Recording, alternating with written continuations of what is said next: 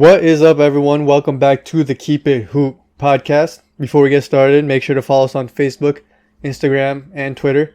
And wherever you're listening to this, give it a thumbs up, and any feedback would be appreciated. So that being said, let's get started.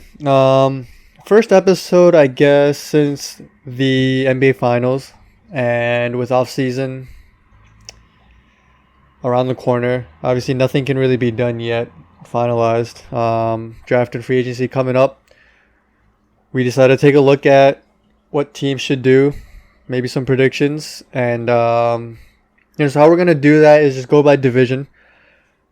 Being a Knicks fan, we're gonna start off with the Atlantic Division, of course, and we'll get started with the Knicks, I guess. Yeah. So obviously a disappointing season for the Knicks. And that's really been the theme of the last pretty much 2 decades for the most part, right? But I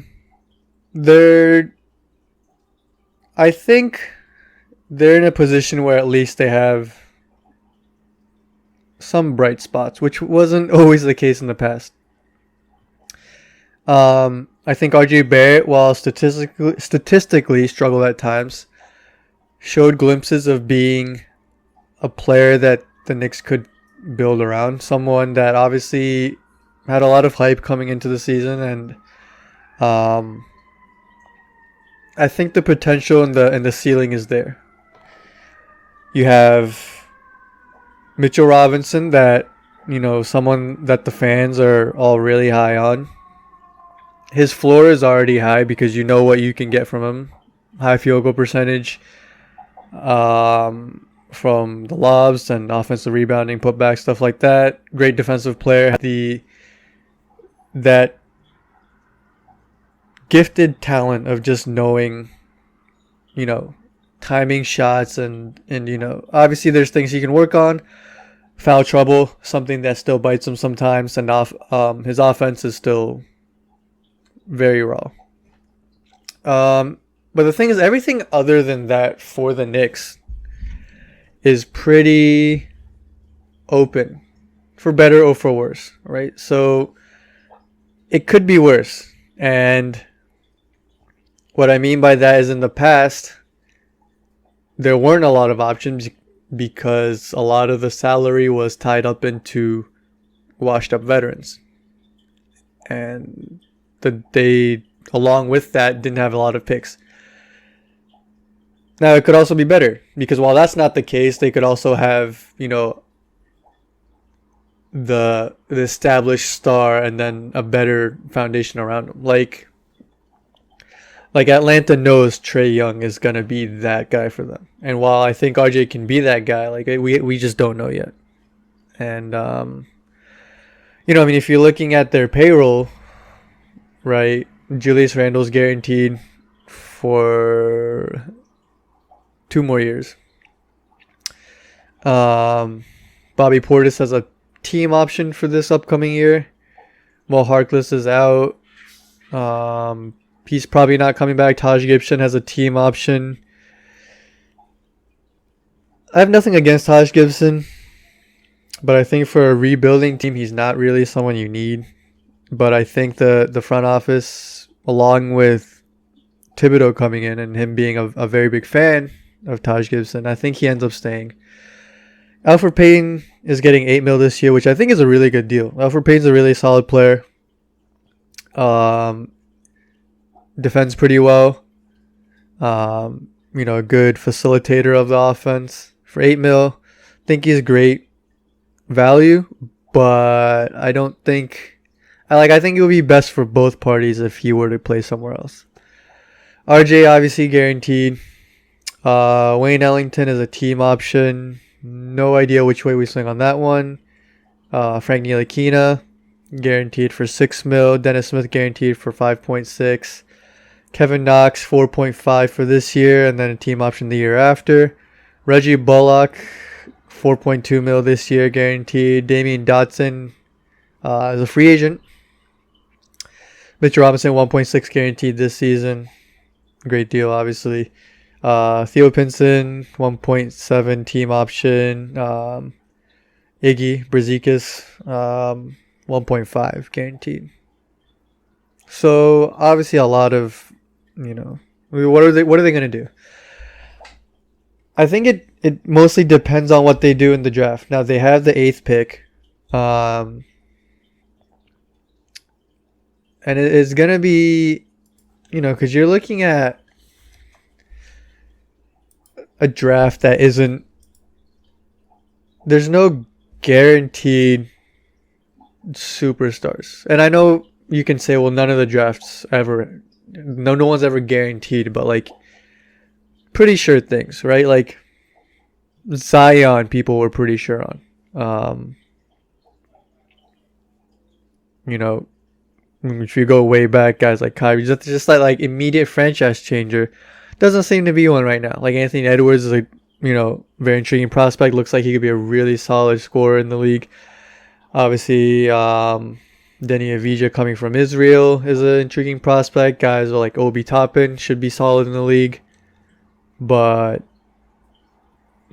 people are questioning if there's that one guy to really change his whole franchise by himself, immediately.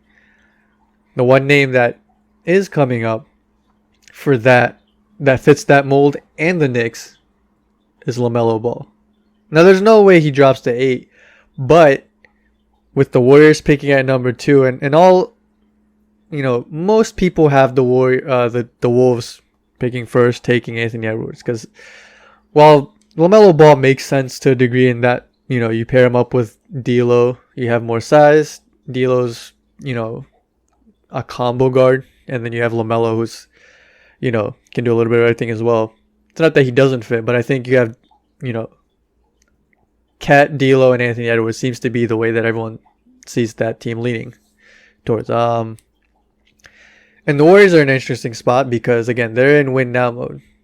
You have Steph, Clay, Draymond, and the Andrew Wiggins project, right?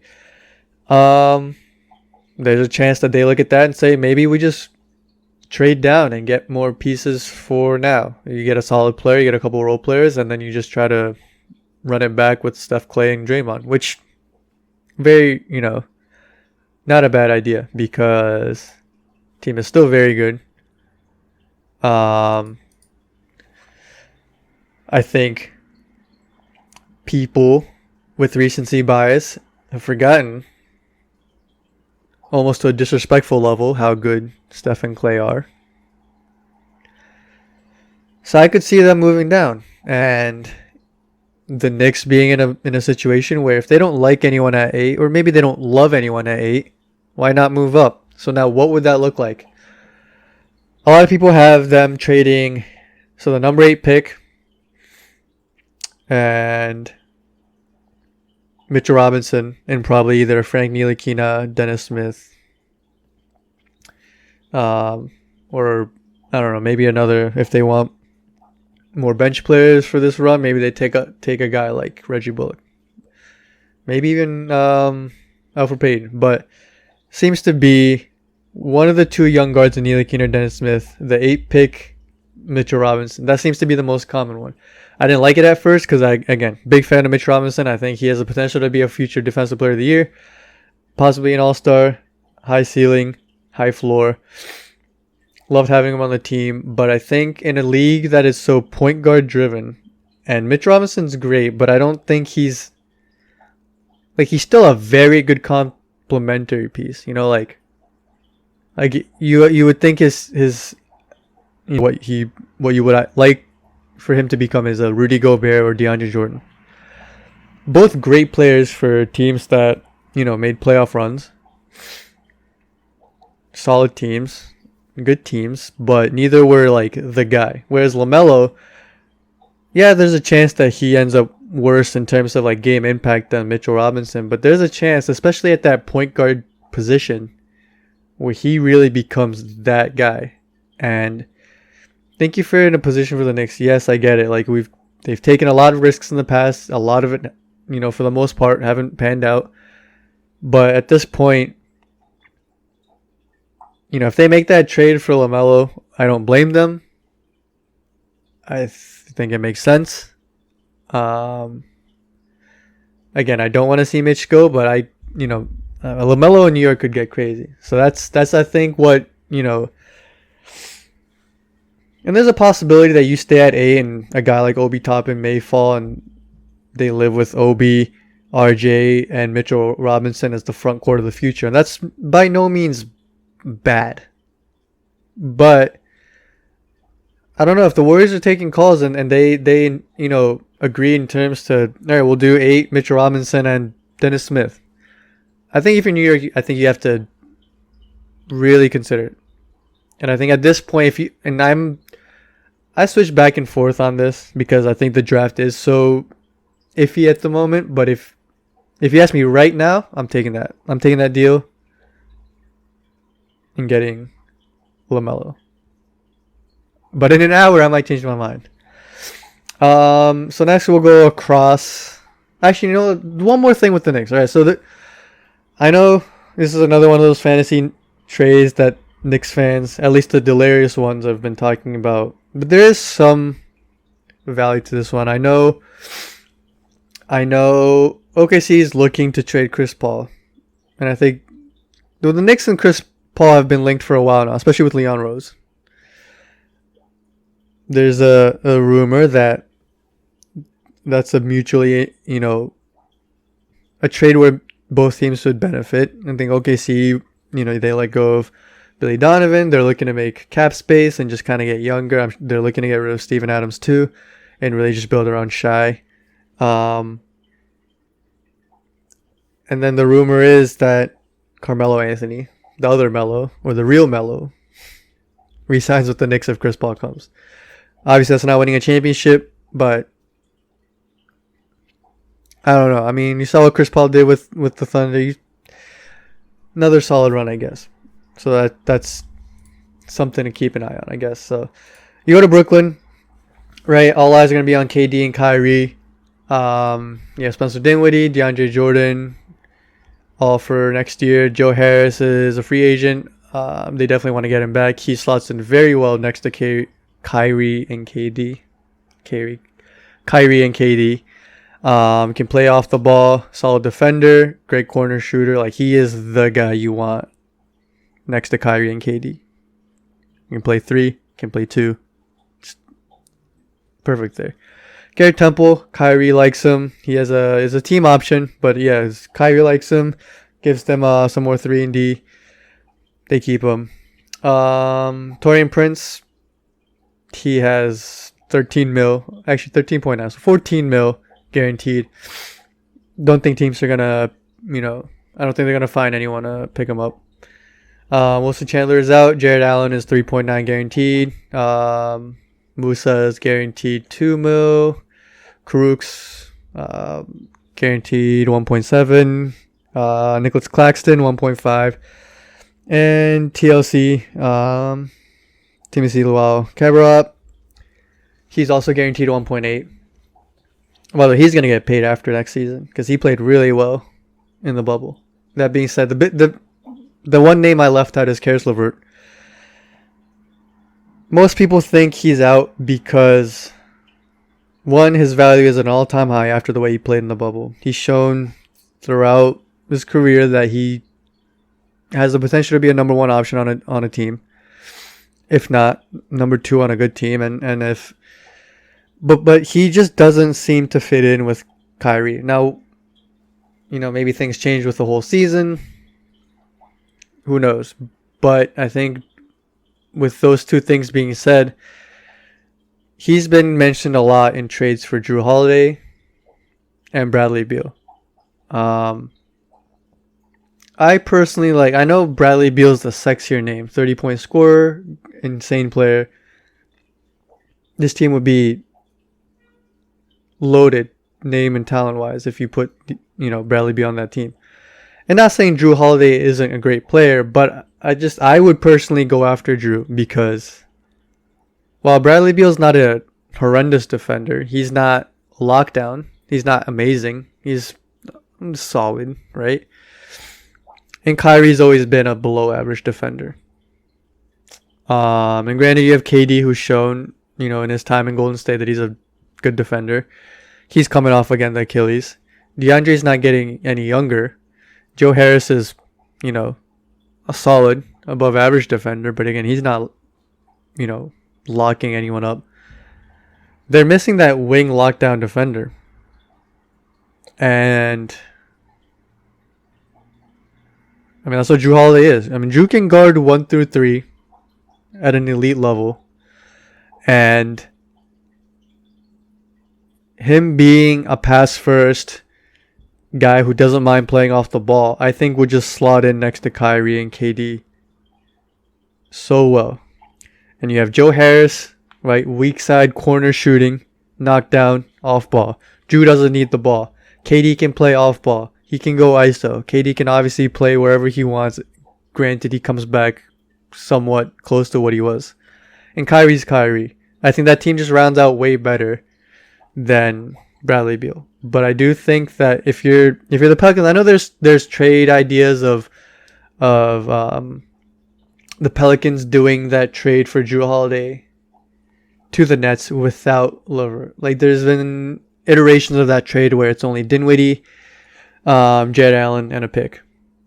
If I'm the Pelicans, though, I'm not letting go of Jrue Holiday unless I get Caris Levert.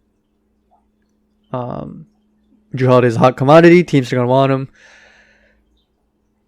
I don't know. Levert's just, they must really like Jared Allen next to Zion, which isn't a bad combination by any means. Jared Allen's a great rim protector. Zion can play defense.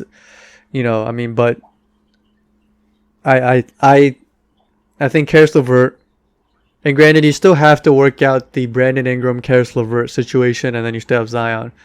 I think Jared Allen's are easier to find than Caris Levert's. So that's what I would do if I were the Nets. If I were the Pelicans trying to get Caris Levert. But yeah, if I was to guess, I don't think Caris Levert finishes the season as a Net. Other than that, though, their pick is 19. This is a draft that is very, again, no obvious stars. Around the 19 pick, you obviously the Nets are in win now mode. If they wanted, they could take a flyer, a risk on someone like Cole Anthony, whose stock has fallen. But or you could get someone like,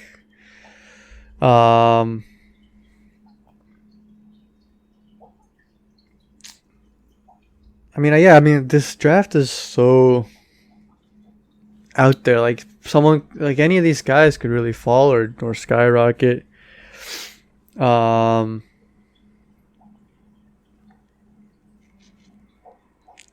if I'm the Nets picking at 19, who do I want?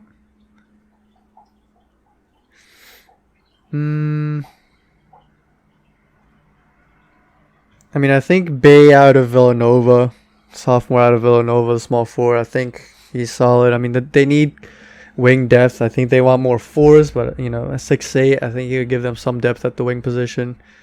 But obviously the big if is do they get Jrue Holiday? Do they get Bradley Beal? Do they get someone else? Or do they get no one? I think that's the big thing to keep an eye on. Philadelphia, very interesting to look at. Doc Rivers in, Brett Brown out.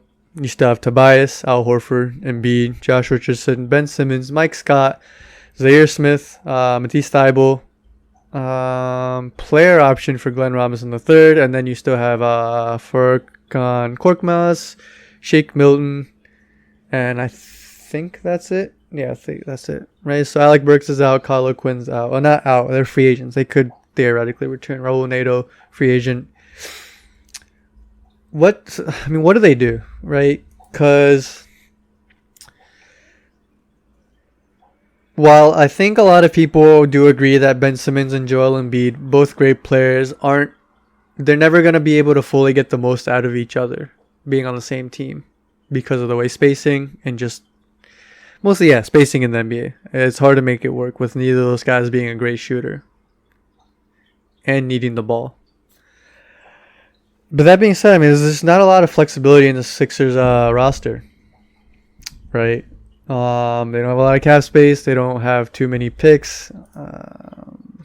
They do have a lot of second round picks, but I mean, for team, if you want to win now, I mean, maybe they can find a way. So they have 4 second round picks: 36, 38, 49, 58. Maybe you trade either all 4 of those second round picks, or you trade like they have the 21st pick in the first one. Maybe you try to trade that, and then like 36 and 38 to try to move up to like borderline lottery. Maybe like 14. I don't know. It's gonna be difficult for that team to really. They're gonna have to get super creative because again, they have no cap space really. So free agency is kind of I think a dream at this point. I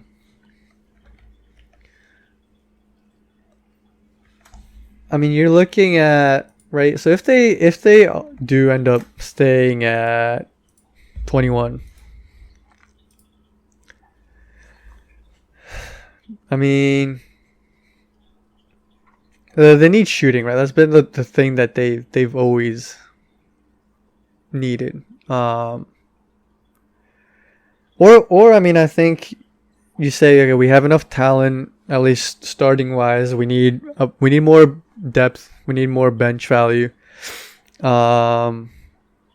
Especially if I think it depends on how much they trust Shake Milton, which they didn't end up starting in the bubble, and he looked pretty good.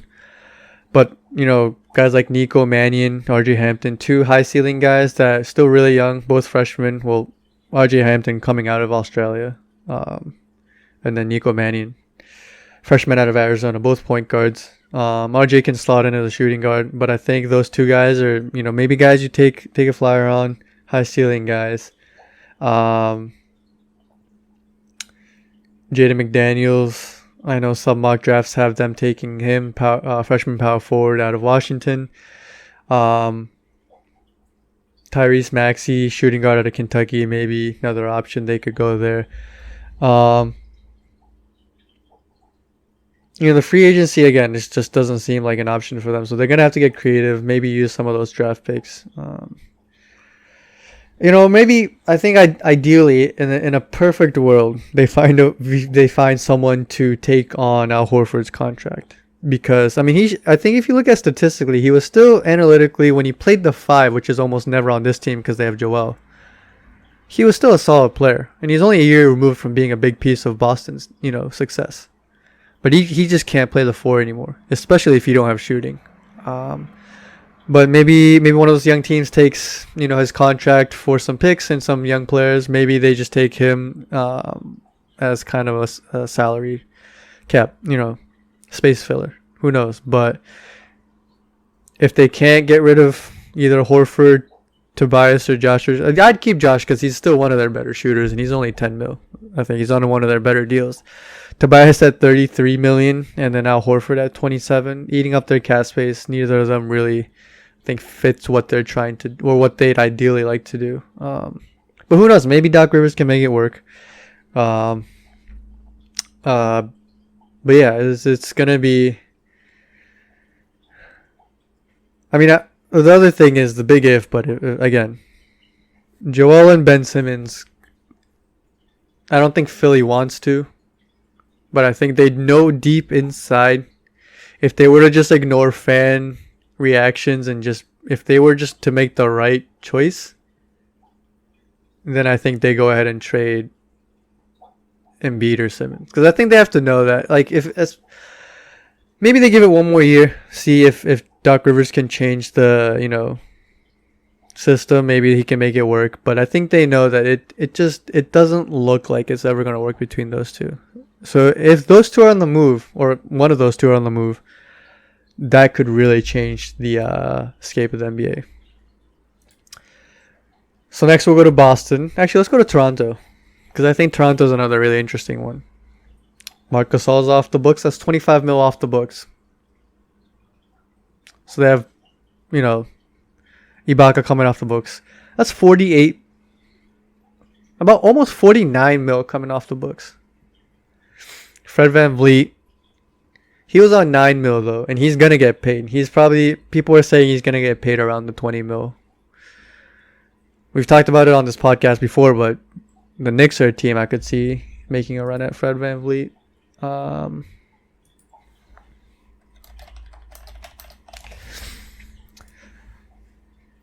So that's about 58.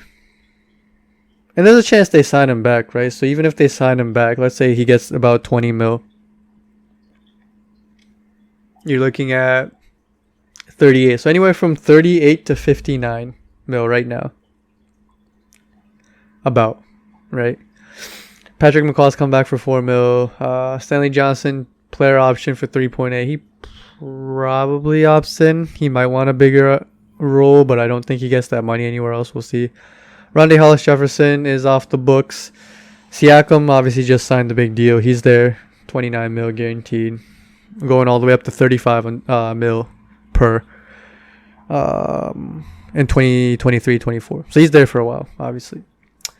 OG Anunoby, 3.8 mil guaranteed. So they really only have guaranteed for next year Kyle Lowry at 30 mil, Norman Powell at 10.8, Patrick McCaw, Pascal, OG, Terrence Davis, who I think is going to play a bigger role, showed really good signs, Matt Thomas, and DeJuan Hernandez. I do think Chris Boucher coming off the books. I think they're gonna want to re-sign him, especially with Gasol and Ibaka coming off the books. I think that's another guy that the Raptors did a really good job of developing. He's still really raw, but his length, wingspan, athleticism off the charts. I think that's a guy that they really believe in. And obviously he's not going to get paid a huge amount, and I think he just ends up staying. So you're looking at probably a starting lineup of like Kyle Lowry, OG, Pascal,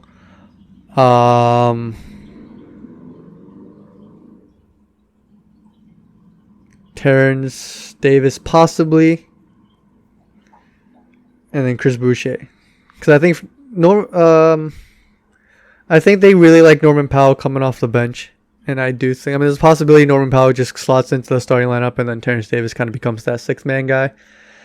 But all eyes are on Fred VanVleet for the Raptors in the offseason. Because, again, if they don't sign him, that's 59 mil about that they have coming off the books. If they sign him, it's still 38.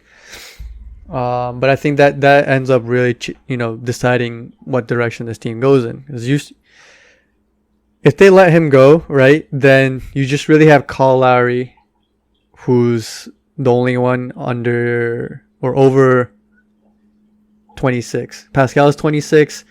OG's or no. Okay, so Norman Powell's 27. But Norman Powell's 27. Pascal's 26. OG's 23, and then obviously Terrence Davis is 23, and Boucher's 27. So you have 4 guys there. I think 5 now, right? Five guys besides Kyle Lowry who are still relatively young, either in their primes or heading into their primes.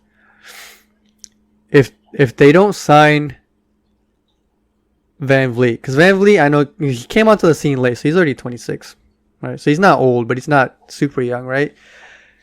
It might just be kind of a restart if they don't sign VanVleet. They might say, let's get one more run with Kyle Lowry, and then they might either save money this season by signing some 1 year guys, 2 years guys maybe, and that would leave them enough money if they're able to get 1 year contract. That would put them in the situation to go after Giannis, which is why I don't think they re-sign Fred VanVleet. I think they love him.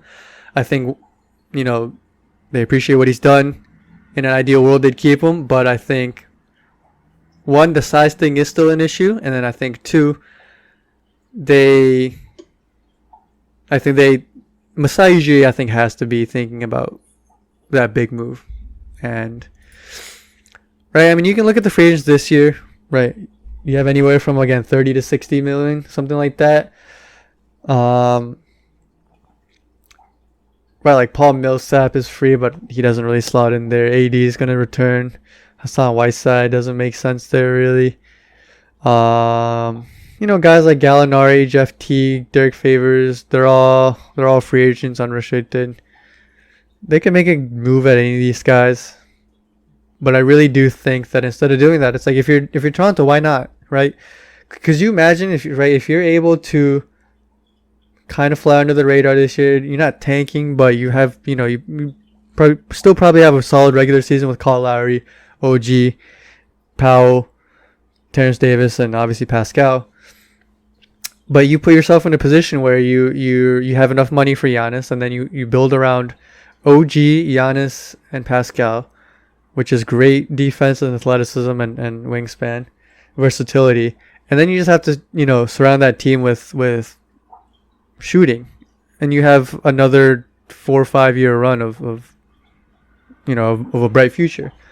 So I don't think they re-sign Fred VanVleet. Going back to, a team we talked about earlier, the Knicks again. I think Fred VanVleet to the Knicks, very, very possible if they don't make the Chris Paul trade or trade out for LaMelo. They draft 29. I think you can look at, obviously they want to win now, but they're not really as win now as they were this past year, or obviously the year before with Kawhi. Their window's a little bit more wide because they could try to go for someone with an immediate impact, or they could again just plan for Pascal and his prime / if they're able to get a Giannis or someone else in next year's free agency.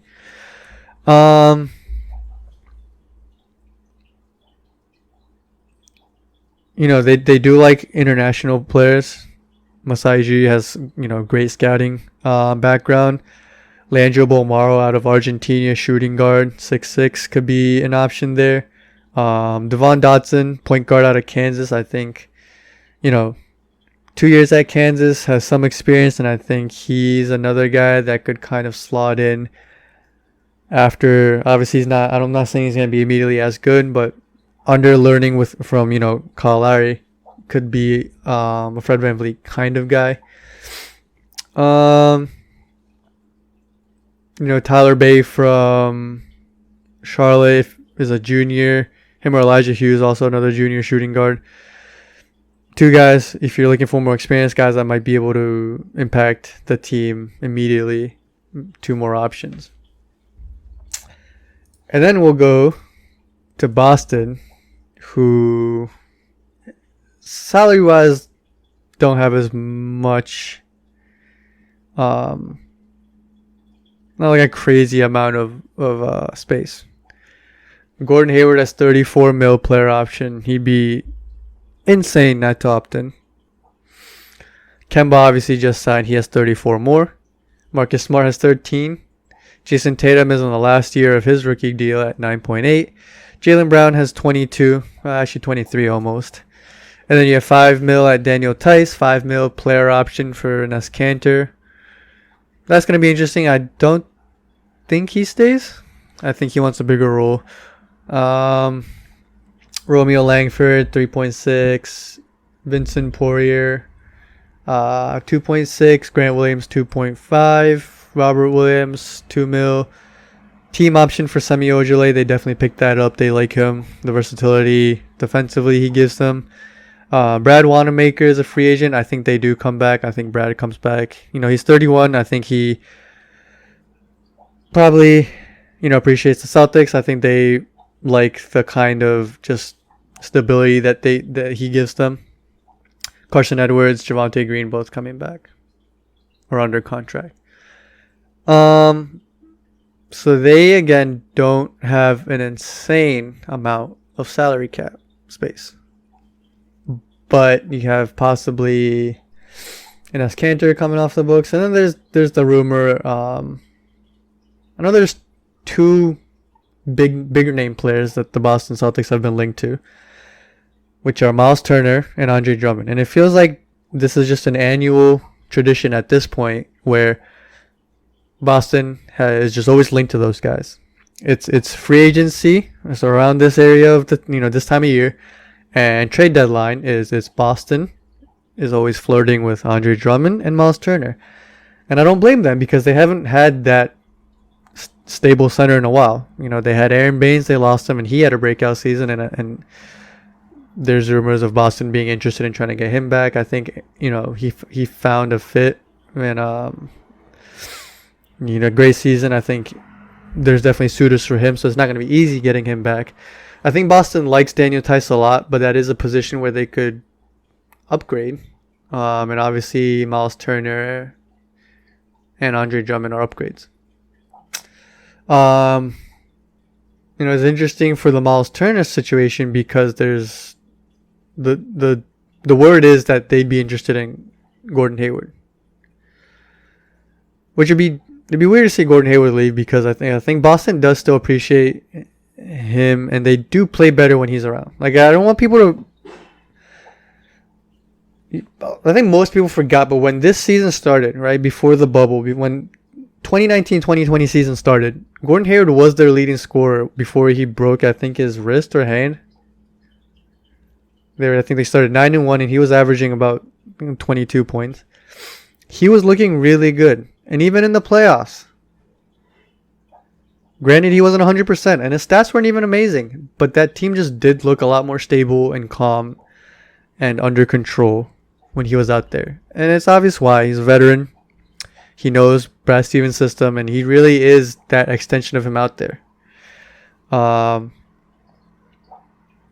think he ultimately ends up coming back as of now. But this is kind of like the Knicks trade situation I was talking about. Like, you ask me tomorrow or Wednesday or Thursday, and I might tell you that, no, Gordon Hayward's probably gone. I think that trade happens. But I think Gordon Hayward's more likely to come back just because it's unlike... I think it's very up in the air. And, Miles Turner wanting out is a rumor to begin with. So I think it's still pretty up in the air. And, it is going to be interesting to see what they do, though, because Boston's one of those teams that's kind of, I think, dangerously on the seesaw right now of... Because I remember, when they made it to the Eastern Conference Finals without Kyrie, oh my God, the Celtics' future is so bright. They have these young guys. They have this money coming up. What are they going to do? And they're now in this area where they have 34, 36, and 37 mil tied up to Kemba over the next 3 years. Granted, that last third season is player option. So he might, he's probably going to come back for 37 mil, right? So you don't have that much, and granted, so they have 34 coming off the books after this season, even if Gordon Hayward stays. But don't get it twisted, because a lot of that's going to Jason Tatum. Jason Tatum is going to get a max contract, right? So they don't have a lot of financial flexibility, and they don't have, they have draft picks, which is their strength, right? They have 3 first-round picks coming up this season, and then more in the future. But I don't know, man. I think they're in a situation where obviously the future's still bright. Marcus Smart's solid. Kemba's still pretty good, and apparently he was injured, so we'll see what he is like when he's healthy. Jason Tatum's a stud. He's going to be a superstar. And Jaylen Brown's also very good. But you look at the rest of that roster, and Romeo Langford has potential. Again, Daniel Tice is solid. Robert Williams has potential. But what else? How are they going to get better? Because Miami's here to stay. And Miami just beat them. And I think they're only going to get better. And granted, I think Boston will get a little bit better. But Miami's definitely going to get better. And they also have the opportunity to add Giannis. The Nets are coming up, right? We still have to see what they're going to do. The Sixers aren't weak by any means. Toronto could again get Giannis, and then you still have Milwaukee for this upcoming season. Like, Boston's window of hope of, guaranteed success isn't, I think, as hopeful as it once was. It still is hopeful.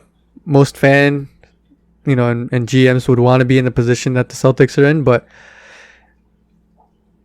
I don't think it's as dire, but it could be like an OKC situation, right? When that big three of Russell, KD, and Harden made it to the finals, and it was like, oh my God, this team's gonna be here for forever. And it just never happened. And there's a danger that this team doesn't pan out. So now, what do you do with that?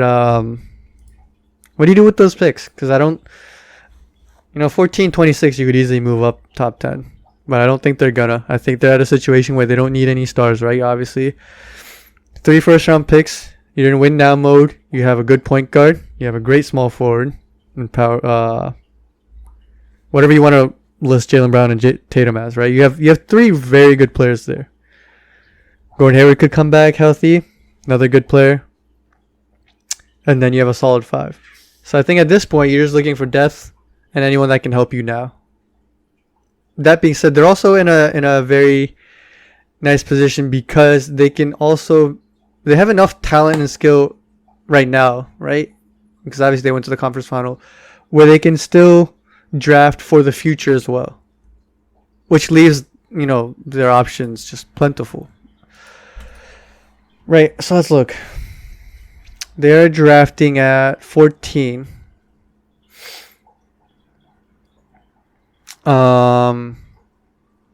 Vernon Carey is a center / power forward out of Duke. That's a bit more of an offensive game, I think. I don't think he fits that team as well. And then they do still have Robert Williams, which I think pretty high on. I think he has a pretty good ceiling. Jalen Smith, power forward out of Maryland, is an option. You could look at, I don't know if he'll fall. I don't think he'll fall, but Tyrese Halliburton, people have him going around anywhere from 8 to 12-ish. So I don't think he falls, but if he does fall, very solid player. Can defend, can shoot the open ones. I think he would slot in really nicely in Boston. Boston, I think they're going to end up doing this with their second pick. But depending on how his stock is around the draft, RJ Hampton's a name I know that's been floating around Boston and their fans and just analysts a lot. And again, a high ceiling guy. Can play a little bit now. And he's someone that can grow with JT and Jaylen Brown. Theo Maldon out of France is a backup point guard option that Boston could look at. Cole Anthony, another high ceiling guy that they could, with that coaching staff and the team and the environment they have, could probably maximize. Tyrese Maxey, we talked about earlier, I think is another guy that could slot in here. So they have varying options. And it seems like they have 3 first-round picks every year. But I will say, I think from, what we've seen in the past, they seem to never really go the expected pick. I mean, like Robert Williams, dropped to them when they drafted him. And, obviously, I think Jaylen Brown was a bit of a surprise for, I think, some people. But Jason Tatum was easy. But, Danny Ainge is going to always have his own kind of ways, his own ideas. But they're going to have to get, again, not as creative as Philadelphia. But they do have options.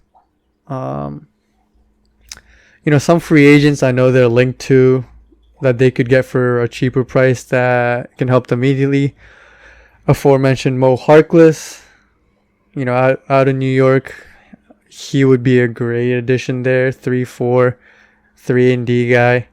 Evan Turner, former Boston guy. Probably get him for cheap. Could help them a little bit. Justin Holiday. I think he could make his way back in Boston and could be a fit. I think Kent Bazemore's another guy that could fit in. They just need 3-and-D guys. I think just versatile guys that can give them some veteran leadership, some minutes in the playoffs. Because I think that's the one thing they're lacking from their bench. I think guys like Romeo Langford and Robert Williams and